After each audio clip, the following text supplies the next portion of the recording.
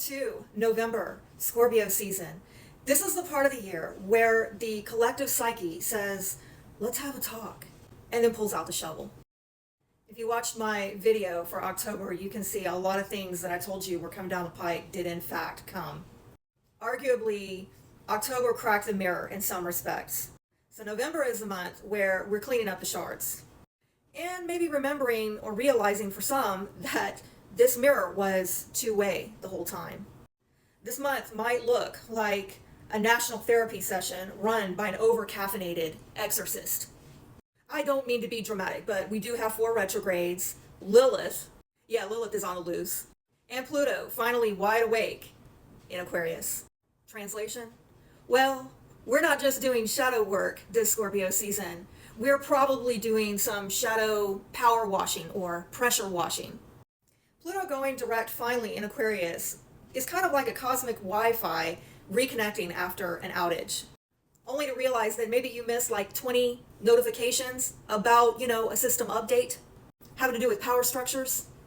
Meanwhile, Neptune and Saturn in retrograde this month in Pisces will be flooding the group chat with energy that kind of reeks of, hey, wait a minute, was any of this ever true?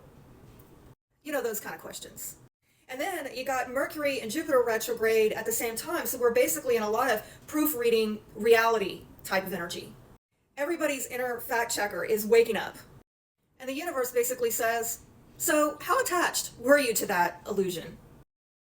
So on November 5th, we are going to have a full moon in Taurus lighting up the nation's 5th house, having to do with children, creativity, pleasure, and the ruling class.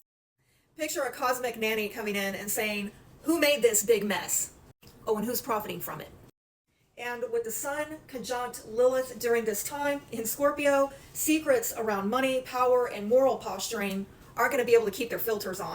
It's like that moment when an influencer's camera flips accidentally, and then we see a ring light of hypocrisy.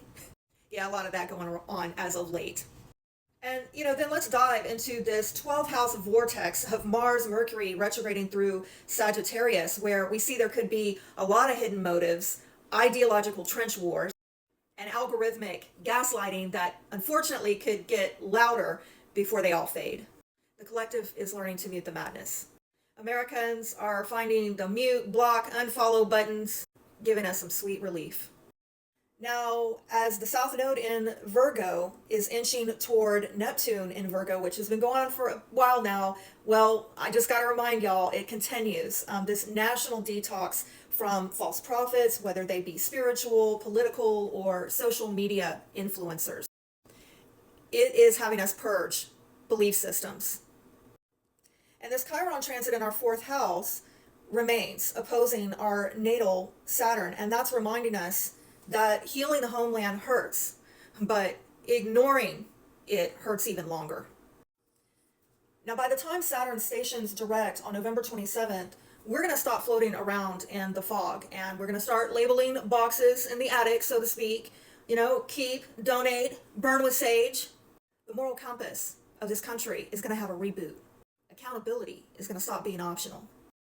Now, when we have the Scorpio new moon at 28 degrees on November 20th, think of it as a national energy cleanse with zero spa music. Hidden fears, private shame, and ancient grudges are going to rise for release. It's probably going to get messy, but then again, cleansing always does, right? And our Uranus return is opposing that Scorpio chaos, which is adding to a jump start or jump scare moment where we experience sudden awakenings, truth bombs, maybe even a few system crashes. The silver lining is that every reboot starts with a blackout. So what might we be seeing play out in the month of November? I mean, realistically.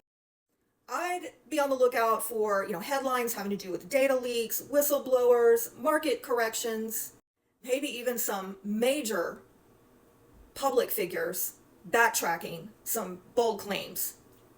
Stories that might have felt more solid back in October or September, well, they're suddenly going to feel more like holograms.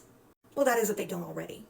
And we're probably going to see some institutions try to rebrand themselves as having integrity, while others just collapse under the weight of their own bad PR. You may hear more talk about people doing digital detoxes or financial realignments. Hopefully more talk about media accountability. In plain English, we're probably going to see more Americans asking better questions. And they'll stop outsourcing their discernment, which is long overdue. The constructive move for you, how to use this energy to your advantage?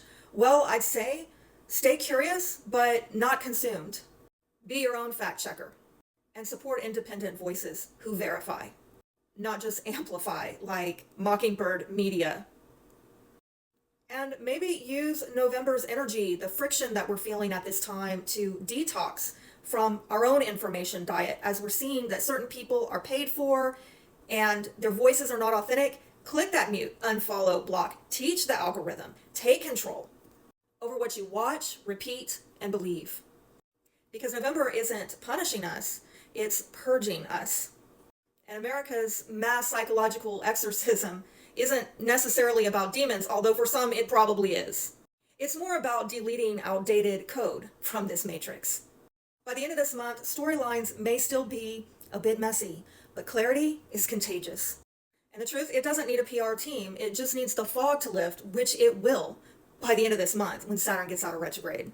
So welcome to Scorpio season, when purging is going to be the new power move. Oh, and by the way, I hope y'all have a blessed Thanksgiving. Thanks for watching to the end and following me for more updates on America through the lens of astrology.